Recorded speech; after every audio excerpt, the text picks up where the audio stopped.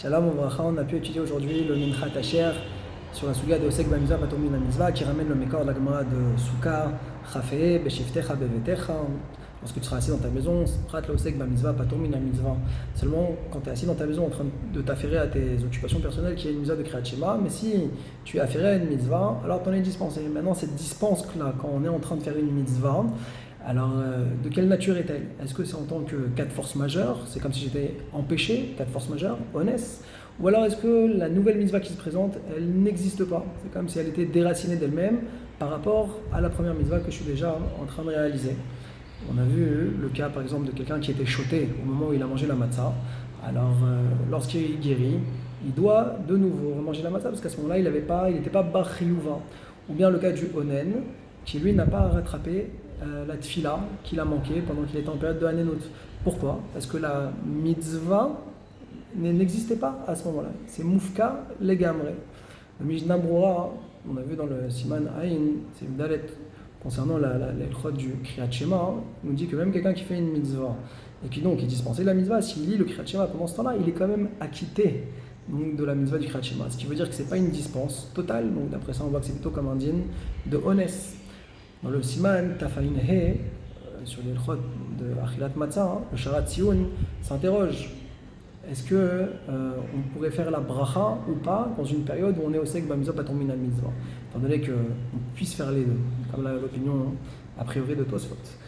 Alors sur ça, il est mitztapek, il a un 12, mais pourtant on a vu que dans le cas des femmes qui sont dispensées de toutes les mitzvot positives qui sont liées au temps, on voit que le Rama lui permet de faire les brachot pour les femmes. Alors dans ce cas-là, pourquoi tu es en doute concernant le cas de Osek Bamitzvah Patur Min Mitzvah? Ça revient a priori au même cas que les femmes qui sont dispensées, et pourtant là-bas tu leur permets. Donc ça c'était étonnant. On a vu le cas où les deux mitzvot peuvent être faites. Quand on peut faire les deux mitzvot, est-ce qu'on va également dire que donc la deuxième mitzvah s'annule, n'existe pas, ou alors non, on doit les faire?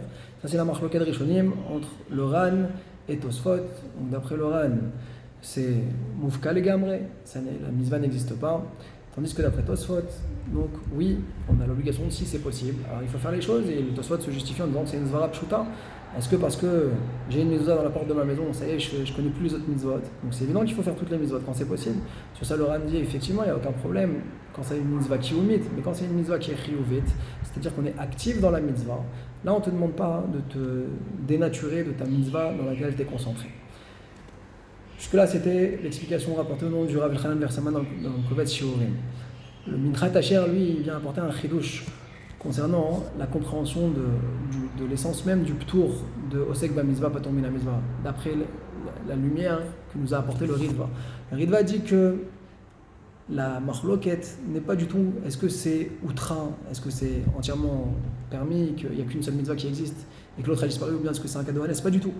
Lui, il veut dire que toute la marloquette, elle est sur le sujet de bizoui mitzvah. Est-ce que le fait de faire une deuxième mitzvah alors qu'on est déjà affairé à une première, est-ce que ça vient abîmer le kavod de la première mitzvah? Et c'est ça en fin de compte la marloquette de Rishonim entre le Tosfot et le Ran d'après le Tosfot.